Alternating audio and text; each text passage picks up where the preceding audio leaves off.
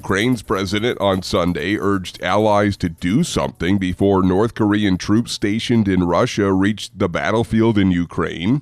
AP correspondent Karen Chamas reports. Writing on Telegram, Ukrainian President Volodymyr Zelensky raised the prospect of a preemptive Ukrainian strike on camps where the North Korean troops are being trained and said Kyiv knows their location. But he said Ukraine can't do it without permission from allies to use Western-made long-range weapons to hit targets deep inside Russia. The Biden administration recently said that some 8,000 North Korean soldiers are now in Russia's Kursk region near Ukraine's border and are preparing to help the Kremlin fight against Ukrainian troops in the coming days. I'm Karen Chamas. A Moldovan security official accused Russia on Sunday of massive interference as voters cast their ballots in a tight presidential race. Reuters correspondent Diane Toe reports. It's a runoff election that could see Moscow claw back influence in a country drawing closer to the European Union. Pro-Western incumbent Maia Sandu spoke of defending the country's sovereignty after voting in the capital, Chisinau.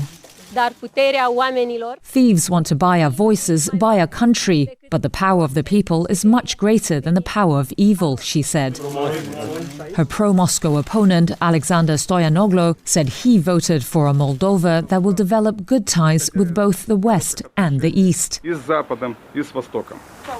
Brussels is closely watching the election after Sandu set Moldova on the long path of EU accession talks in June. It comes a week after Georgia, another ex-Soviet state seeking EU membership, re-elected a ruling party regarded in the West as increasingly pro-Russian. Reuters correspondent Diane Toe. This is VOA News. The Israeli military said Sunday it has carried out a ground raid into Syria, seizing a Syrian citizen involved in Iranian networks. It was the first time in the current war that Israel announced its troops operated in Syrian territory. The Israeli military said the seizure was part of a special operation that took place in recent months, though it didn't say exactly when it occurred.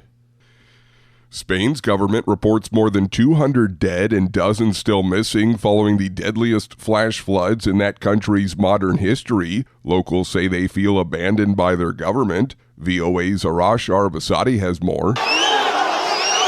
Protesters call Spain's King Felipe and the royal family murderers while pelting him with mud and other objects. This after what locals call botched and slow alerts once their government learned of the dangers of impending catastrophic flooding to the country's Valencia region, where mobile alerts sounded 2 hours too late.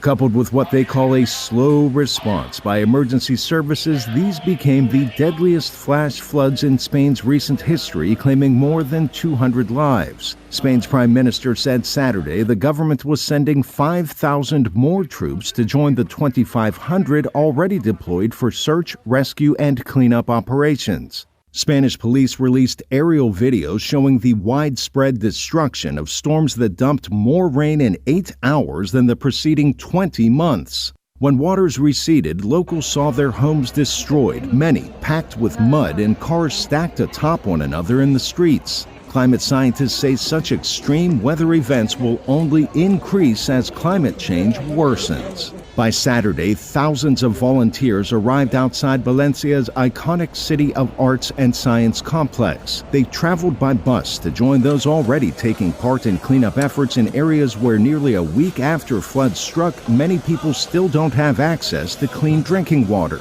Arash Arabasadi, VOA News. North Carolina elections officials say that more than 4.2 million voters cast ballots at early in-person voting sites, with turnout in western counties hit by Hurricane Helene outpacing the rest of the state. The State Board of Elections announced the record turnout Sunday. Early in-person voting ended Saturday. In 2020, a record 3.63 million people voted during the early voting period. The board said this year's state exceeded that total by Thursday, days before the period ended. North Carolina is one of several U.S. swing states that will likely help decide the winner of the presidential race between Democrat Kamala Harris and Republican Donald Trump.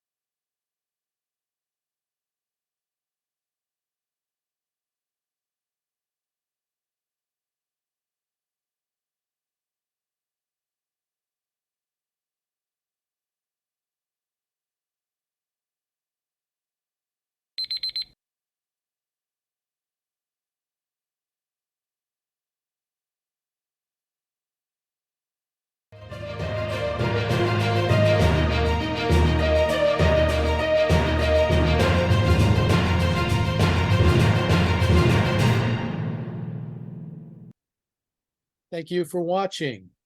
Can you do me a favor? Please leave a comment in the comment section below. That would really help. Thank you, and see you again soon.